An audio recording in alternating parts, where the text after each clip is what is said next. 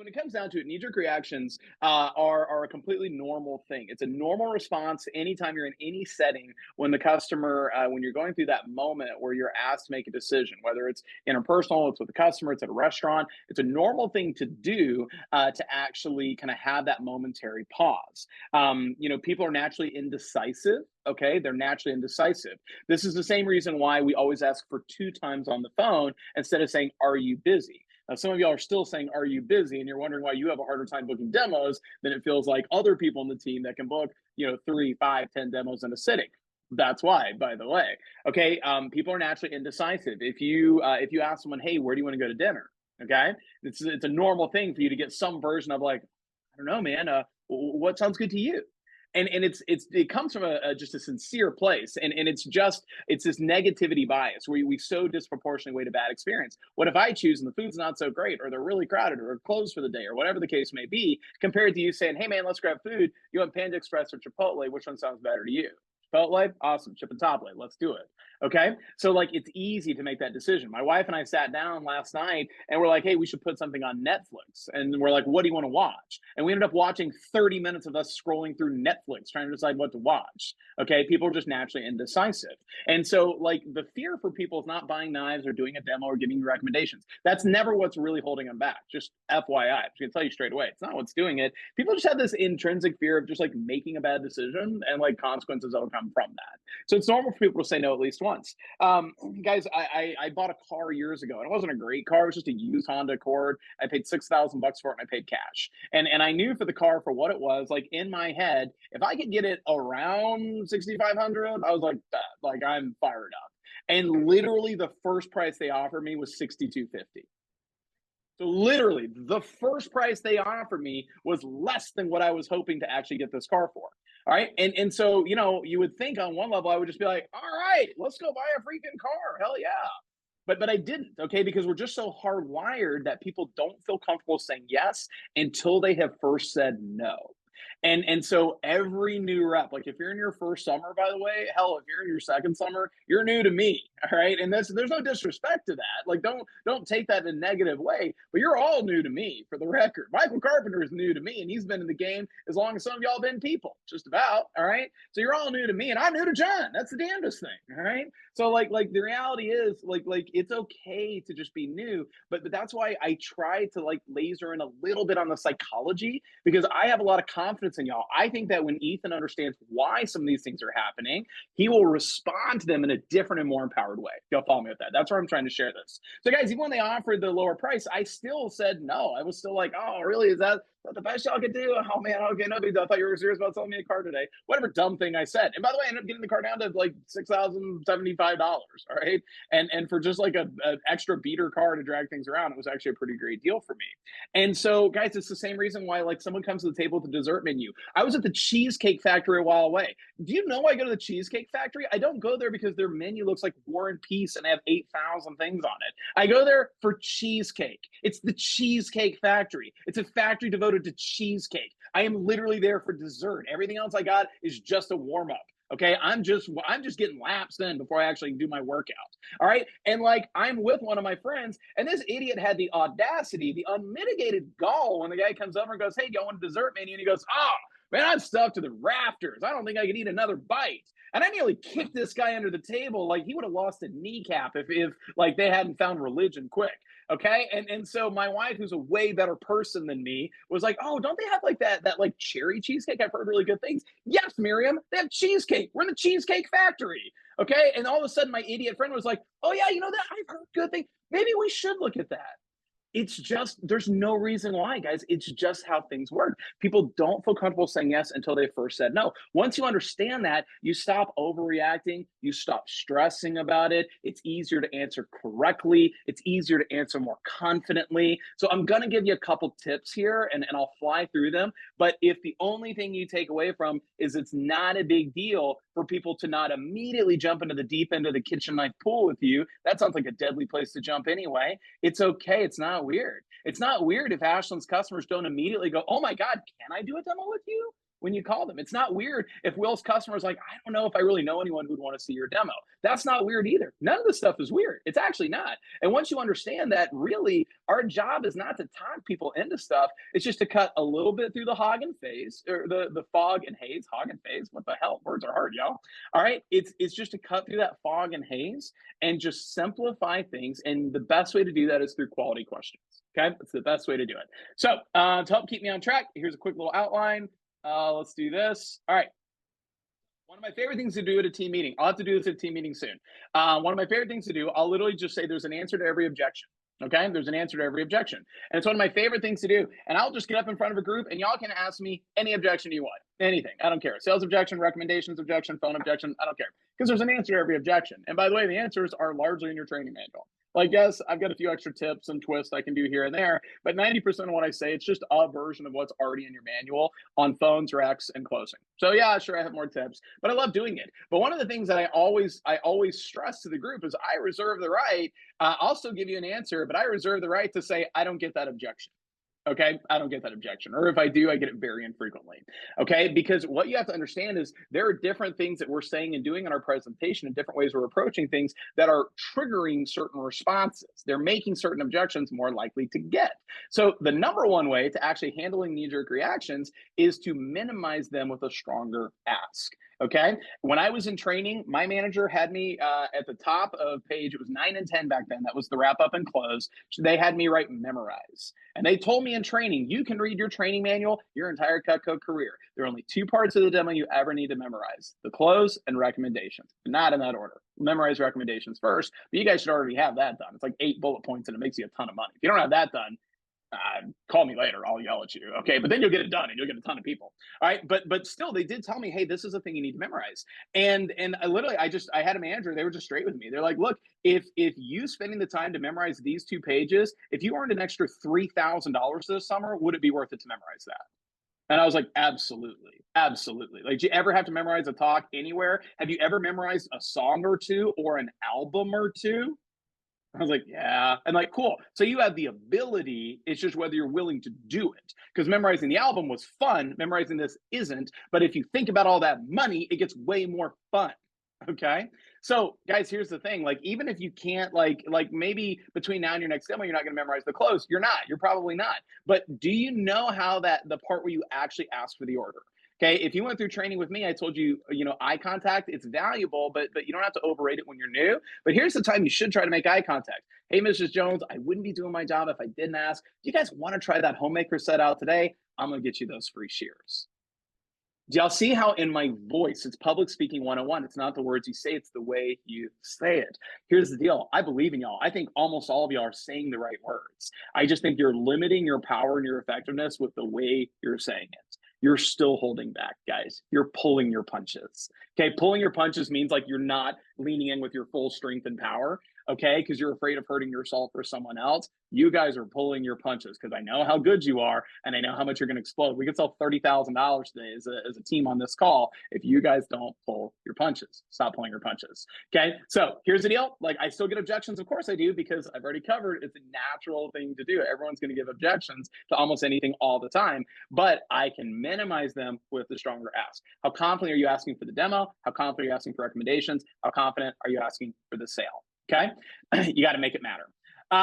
Knee-jerk reactions are normal. All right, we talked about that. Everyone says no at least once. Once you understand that, it's not a big deal. In your notes, write down NBD. What is NBD? No big deal. No big deal. Grace Cook worked with me forever, and Grace, like, she's still. I talked to Grace 2 days ago because she's just awesome and a beautiful person, and I just love her as a human. And like, the lore of Grace grows bigger every year, and the fish got that big. Okay, but she really wasn't that good. It's incredible.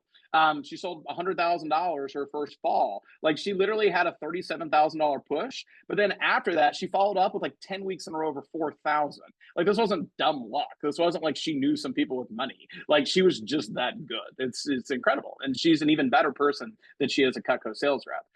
But anyway, I would always ask Grace for a tip, and the tip she would give every time, the tip she would always give anyone is NBD. Like, just NBD, no big deal. It's not a big deal for someone to buy a ton of Cutco. It's not a big deal to do a demo. A lot of y'all, you make it like this big, hard deal. It's like, oh, like you bring anxiety without realizing it. And you make your customers feel it too, instead of just making it fun. It's fun, it's positive. All right. And so again, more enthusiasm and more confidence. Guys, like maybe you can't memorize something in a day, but you could double your confidence in how you talk about it. You could double your enthusiasm. I don't know why a lot of y'all are afraid for your customers. God forbid your customers think you like Cutco. That would be the worst. That'd be terrible. Oh my gosh. This company that pays you money and you decided to work for and represent, that would be awful if they thought you really were sold on the product. Okay. Guys, no one can doubt when I talk about Cutco, I love Cutco. All right. I literally had a customer recently say, "Oh, we're probably not going to buy anything." I was like, "That's cool. You don't have to. I'm just glad I have it." And like literally the guy just stared at me just blankly. The man was a total blank slate. I was like, "Dude, you don't have to. I'm just so glad I have it." And the wife goes, "I'm going to be glad about my knives." Okay. It was just a funny interaction because, like, your product conviction, your enthusiasm and belief, it trumps everything. Culture eats strategy for lunch. I would rather y'all be fired up and try to follow your manual than technically perfect, but just sound like a lame, sad zombie. Okay. So everyone says no at least once. Clarify the objection by repeating it while nodding your head.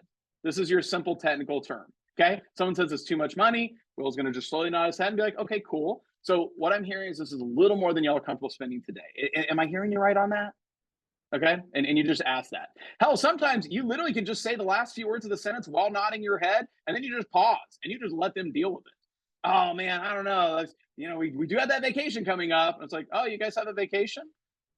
You sort of just nod your head, all right? And like, it's amazing what people will do. I did this with one of my friends recently. Okay, a lot of my friends aren't that smart. That's why I like telling stories about them. But by the way, I'm a lot of my other friends' dumb friends, so it is what it is. Circle of life.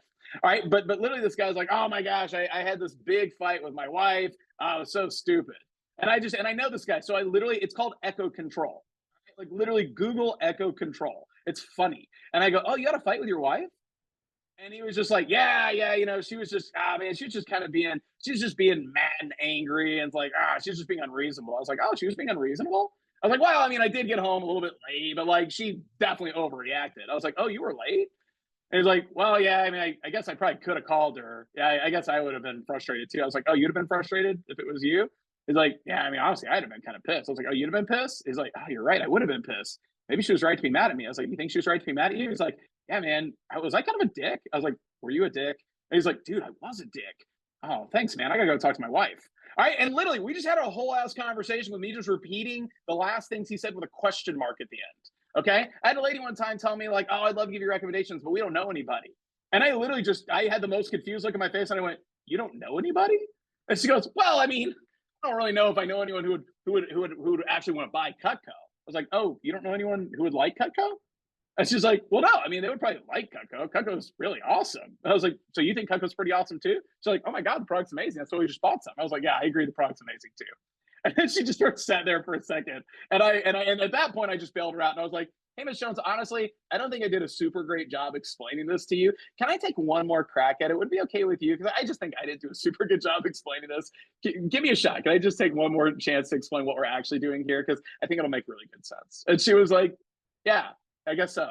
And so, guys, a lot of things it's just a lack of understanding and clarity, but just making sure you clarify the objection. You want people to feel like they're being heard, and you don't have to do the whole echo control thing. It's just a funny little human psychology thing. But again, seriously, Google it, watch some YouTube videos. It's kind of hilarious, low key. All right, but just when you're going through it, just making sure you understand. If someone says, "Oh, it's we just don't need a big set like that," oh, okay, cool. So what I'm hearing you say is you wouldn't use all the pieces in that set. Is that right, Mrs. Jones? Like, am I hearing you right? Oh yeah, we would never use all those knives. Okay, cool. Hey, by the way, which ones do you think you wouldn't use? Oh gosh, I mean, look, Brian, I'm sure they're great, but like we carve a turkey once a year, and like I don't even know what I would do with a butcher knife. Like it's just a lot. Oh, okay, hey, no worries. My gosh, Mrs. Jones, I'm so glad you shared that with me. Thanks for telling me. We heard that so much that we literally made a set called the galley set. And we just took those knives out. Like that's literally it. It's like the practical version of the homemaker set, and it's like a third off. This might be a way better solution for y'all. Hang on, let me show you this galley set. You're gonna love this. So just by clarifying what their actual objection was, I'm not dropping down to pieces. I actually have a good entry and headway into the galley set. Okay. And then again, guys, just answer and ask again. Answer and ask again. But guys, don't ask again out of obligation with your tail between your legs. When you ask again, ask with the confidence and knowledge that you may have answered their concern. You may have handled that knee-jerk reaction. So we're going to ask again. Okay. As we're kind of taking this home. All right. I'm out of time. But y'all be more reassuring. Be more reassuring. Like, if you actually watch what makes Calvin Lopez and Chelsea Rodriguez and Curtis J. Hughes and Kelly Kinzer, like, if you get a chance to be around a lot of our best people, like, they're so reassuring with their customers. Like I said, I love telling customers how much my wife and I love our Cutco. I love telling our customers how we never have enough table knives or steak knives. Guys, you know what the best time to answer an objection is? Before it ever comes up. Okay. You want to handle objections when they're concerns, not an actual objection. So if you're getting customers that say, like, oh, 10 or 12 steak knives is too many, okay, great. Then you just need to slide a line in earlier in your demo. Okay. Hey, the great thing is that family set comes with 10 steak knives. Now, we know most people, they need 2 or they need 20, you know? So like it's too much or it's never enough. And for a lot of people, 10 really isn't enough for them. And so they can always add more and just store them in a drawer. We have some really cool options for that. Hey, do you guys think you could get by with just 10? Like, could you get by with that if you had to? And then all of a sudden I've completely reframed it. And you know what Ashland's customer says? Well, oh yeah, we would be fine with 10. I don't know if we would need 10, but we certainly would be fine with 10. Oh, cool. Then you can save money. You don't need to add any extra on. That's awesome. Done. There you go. Throw that in every time. It's fun. It's fun. Y'all realize how many things in your demo you can just answer in advance? It's crazy. Guys, being more reassuring, reminding your customers, even when you're answering objections, you're in the back of the sales cycle. Hey, remember, you're supporting American workers when you buy Cutco. That's why we have 20 million families that own Cutco, because they love buying American. It's so cool. Hey, you know, the great thing is this is the last set of knives you'll ever buy. Okay, like when someone gives me a price objection and I go through and I review the 5 pay. Hey, you know, no worries. That is so much to do all at once. That's why everyone does it over the 5 months. You know, it's just $352 a month when you do this. And what's great is this will be the last set of knives you ever buy. You'll never have to shop for this stuff ever again. So, man, if you can swing 80 bucks, 70, 80 bucks a week without just crushing the budget, well, it just makes sense. Hey, what do you think if we tried it on that 5 pay? And I tell you what, you guys have been so awesome, and I'm working so hard towards my goal. I know I'm going to buy you the shears. Dang it, let me get you that peeler too. I just really want to do it for y'all because I think you love your Cutco, and I want to be in on this with you because it'll help me so much. Hey, what do you think? Could we get you that homemaker set? The last 7 knives I ever buy. Okay, just find ways to throw that in. Hey, 20 years from now, you guys are gonna be so fired up you got this set of Cutco. You're not gonna even remember me. Okay, I'll remember you. Everything you told me today, Mr. Jones, for sure. Everything it's in the lockbox. And they just laugh. And I go, you're not even gonna remember me, man. You're gonna sure love your knives. You're gonna sure love your knives. You're gonna feel so smart every day you use these. Every time you put them in the dishwasher, you know you'll break 2 knives, and you know your grandkids will be like melting one in a fireplace or something stupid, and you'll just roll your eyes, and we'll replace it for free. And you're gonna feel so smart you bought your Cutco. I'm so fired up you guys get your set. Hey, the great thing is it's such a great deal, Mrs. Jones. You know, that 1613, it's so affordable because not only are you going to enjoy this for the next 40 years, but your kids are going to be covered too. That's what's so cool. The guarantee just goes with the knife. So, like, if you ever want to give this to your grandkids or something like that, they're just covered too. So, like, not only are you going to get the next half century out of this, so are they and their kids. It's the wildest thing. It's so cool. So, anyway, the great thing is if you did do that, it would just be 352 today. Guys, you don't have to say every one of these things every time, but just finding ways to drop lines like this in there. Okay, when I'm on the phone, hey, I promise the appointment will be super fun. It won't take too long. Okay, guys, here's what they're afraid of. They're afraid like it's going to be like a vacuum cleaner demonstration where you're there in their house for like 3 hours and it's terrible. Okay, hey, Mr. Jones, this will be the highlight of your day. I promise you, this will be the most interesting thing you do tomorrow. Okay, like you may or may not love my product, but I promise you, you will not be bored. We're going to have some fun. Like being reassuring, okay? You're not gonna waste your time. This helps me so much. This will not be boring. I will not be at your house all day. These are confident, positive, reassuring statements. By the way, with recommendations, my favorite reassurance with customers is, hey, Mr. Jones, I just wanna make sure you understand, we respect your friend's privacy so much, my managers don't even have access to the people you recommend. It's just me and you. So, hey, most customers, they'll give me 20, but by God, even if you could just do 5 to 10, that would mean the world to me. So, hey, I know that you said you couldn't think of anyone. Could you just take one more pass through your cell phone and whatever you get, you get? I'm cool with that. Do y'all see how reassuring that is? Okay. And so, guys, when you ground your ask, when you decide that your goals matter, you can be so much more reassuring and have so much more confidence and power in your speech. So, here's the last thought is this. Guys, you got to decide it matters. Don't wuss out. If I told you that, you know, if you got a sale on your next 5 demos, I will give you $10,000 cash. I don't care what you sell, but you got to sell something. Okay. How differently would y'all answer objections? Like, would y'all just take the easy out? Would you just pull the ripcord every time someone hesitates? No, you wouldn't, because you would decide your goals matter. Your goals matter. I give you permission to go. Guys, you're not pushy. None of you are. And that's what's holding so many of you back. You're so afraid of coming across as pushy. You're swinging way too far the other way. You're coming across as a pushover. You're not sharing your confidence and belief in the product, and you're robbing your speech of its power. So don't do that. Be reassuring, have fun, and don't freak out on your knee jerk reactions.